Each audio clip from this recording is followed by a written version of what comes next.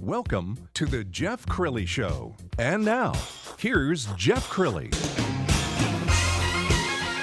Good Saturday morning, everyone. Welcome to the Jeff Crilley Show. This is a beautiful, hot August day, August 15th.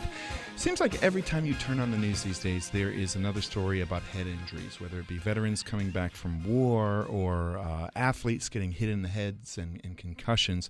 I didn't know this, but 146,000 Texans sustain traumatic brain injuries every single year. And 500,000 Texans are living with a disability caused by traumatic brain injury. So in our first segment, we're all going deep into brain injuries. And my guest, Valerie Gotcher, she is with BIND. That's the Brain Injury Network of Dallas. They provide support services for adult survivors of acquired brain injury, and they join the gap between medical rehabilitation and independent contributing community living. And Dr. Al Johnson, he heads up the Hyperbaric Centers of Texas. He knows a lot about this subject, and he's bringing an innovative approach to finding answers. Welcome both to the Jeff Crilley Show. Thank you. So let's start with you, Valerie. Tell us more about BIND. What is BIND all about?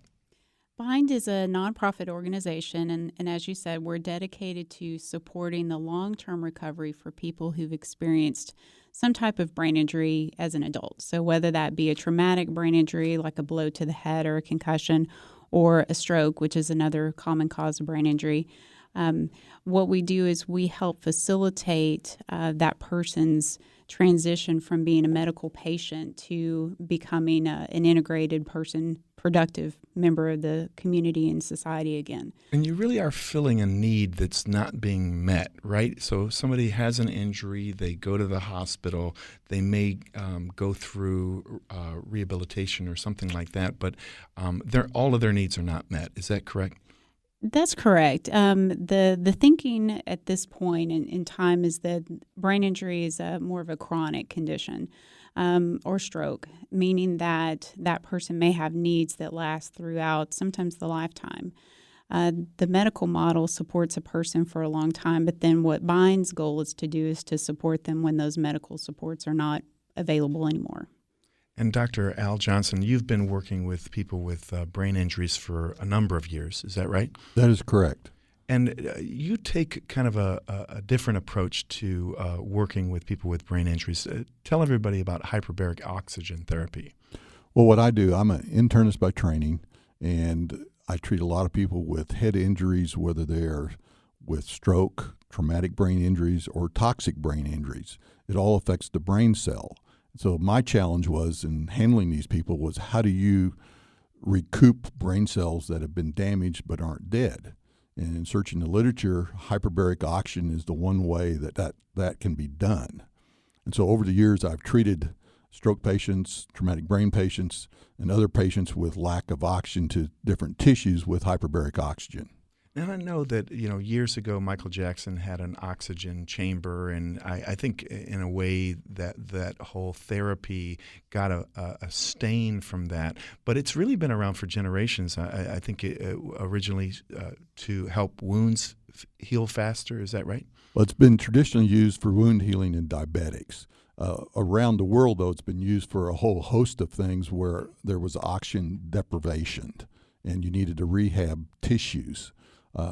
Just recently in Tel Aviv in 2013, they looked at 74 patients with stroke, and all of them, after 80 hours of hyperbaric, had improvement in one form or another. Tell us what's happening on a cellular level. Is the you're in a chamber, it's being filled with pure oxygen?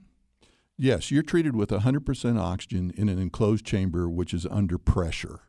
So you can treat up to 2.4 atmospheres. With stroke, we treat at 1.75 atmospheres, which is equal to about 27 feet underwater. Gotcha. And what this does, it saturates the blood vessel with oxygen. So normally hemoglobin carries oxygen, but in this case, hemoglobin plus the serum in your blood vessel, the whole blood vessel carries oxygen. Depending upon the pressure, oxygen is delivered to the tissues at 10 to 20 times greater than normal, thereby allowing the tissues to recover. Oxygen is the life nutrient of the cell. Gotcha. And so, Valerie, in terms of your nonprofit, are you helping people in their journey? I mean, when rehabilitation leaves off, sometimes they're just no one's there. No one's there to support them. Wow. Not necessarily. It can be the case, but maybe isn't the case at times. I think everyone's has different needs, definitely. But what Bind aims to do, one of our primary goals is to help people get back to work. About 27% of people is kind of what the collective literature suggests, as far as that's how many people might get back to work if they don't have someone there to support them. But that number can triple or at least double if there's some type of support system there. So part of our objective as an organization is that Bind facilitates a center. So we have what's called the Brain Injury Clubhouse in Plano. And our members are brain injury survivors who have completed that medical phase of their recovery, but maybe still haven't gotten that bridge connected back into the workplace or going back to college, whatever it may be, to be fully back to being and feeling productive in their lives and in the greater community. So at our center in Plano, our members come and they actually help to run the business. They all have jobs that they sign up for during the day. They work as teams and they work in individual capacities. Our members do everything from cleaning the building and maintaining our building to answering the phones, answering emails, helping me with our newsletter, outreach and advocacy efforts. So we're reaching people outside of the walls of our building at Bind. But that's a large part of what we do. We give people a place to come where they're accepted and they're part of that community and can feel productive. I think I'd like to ask you both a question just in terms about the people don't understand brain injury. And so when somebody says, I have a brain injury, are they treated as outcasts? Do people suddenly think that they're processing information differently than you and I are? I do think there's a misconception about brain injury and about survivors. Something that we encounter a lot in our organization and in our talking with Bind and with the board of directors is how can we identify one person or one type of person to represent or to speak for this population? And there really isn't that one person. Brain injury can happen to anyone at any time, at any place, across the lifespan. And Dr. Johnson can confirm this too, that I've never seen two brain injuries that are alike. Yeah, that's exactly right. Everyone's an individual, and you have to deal with everyone on an individual basis, and they have different individual response depending upon what the treatment is. Just like I had a 42-year-old male that had a stroke due to some unusual circumstances, and he'd been through a full rehab program and came in and still had left leg weakness and left arm weakness, and he says, Doc, he says, it feels just like my leg wants to work, but it won't work, and I've been trying for 3 months. He said, I want to try hyperbaric. I said, sure, well, let's try it and see. 30 minutes into the session, he's knocking on the side of the chamber saying, my left leg works, my left leg works. It was that close to the cell waking up to get him back to functional quality. Sure, it was really weak. He had to go through more rehab, more hyperbaric to help the cell recoup, but that's one dramatic type story that really impressed me. Does Valerie, is somebody with a brain injury? I know it's hard to describe exactly, but is it feeling like they're in a fog? How would it be different than? It can be. My training is in speech pathology, so I'm a speech therapist. I treat people who have a lot of language impairments or cognitive impairments, and I definitely hear that description a lot. I feel like I'm in a fog, or I feel like my thinking is slow. But then, the range of impairment can go all the way from those types of feelings to not really being aware even that something is wrong. So there's such a wide variety of deficits that we might see in this particular population.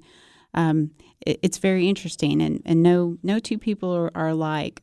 What's so fun about Bind, about the Brain Injury Network of Dallas, is that Our membership is a collective of people who have a wide variety of injuries, and some of those injuries may have been a year ago and some may have been 6, 7, or 8 years ago. But they still want to be active and their community feel productive and have that need to be needed. So the emotional component, I think, maybe stays more consistent with survivors than some of the cognitive or even physical impairment. And is I know the word heal is sometimes overused. Can brain injuries be healed? That's a really interesting question. My members at Bind tend to say they're learning their new normal. I don't know that I hear them necessarily say heal a lot, but from their perspective, they talk a lot about I'm learning to accept the new normal, the new me. Dr. Johnson? Yeah, and that's a lot of what we see. Now, with hyperbaric, we can help that healing process. So we do get healing. We see that from SPECT scan. We do a SPECT scan before and after hyperbaric treatment. The studies that I mentioned did that. They showed healing of those cells, so more cells were functioning. Depending upon how big the injury was, depends upon how much you really can heal and how much function you get back. I have some people get back total function. I have some people that get back a little function. It just depends upon the length of time since the trauma. Concussions are another area, a mild brain injury, but can be severe in some people, and some people have residual symptoms for a long time. I treat people with concussions, and we do in those cases get back full function.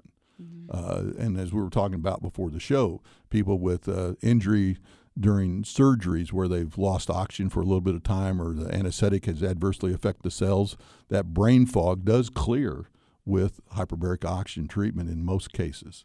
Valerie, I know you have a website. What's the biggest need right now? Do you need donations or sponsorship, or what does Bind need? All of the above. We're definitely looking for support just as much as we're looking to reach out to more people in the community that need us. Our website is www.thebind.org, so it's THEBIND.org. On our website, you'll find some information about our annual luncheon that's coming up on October 24th in Plano. Our guest speaker is Dr. Lori Cook from the Center for Brain Health.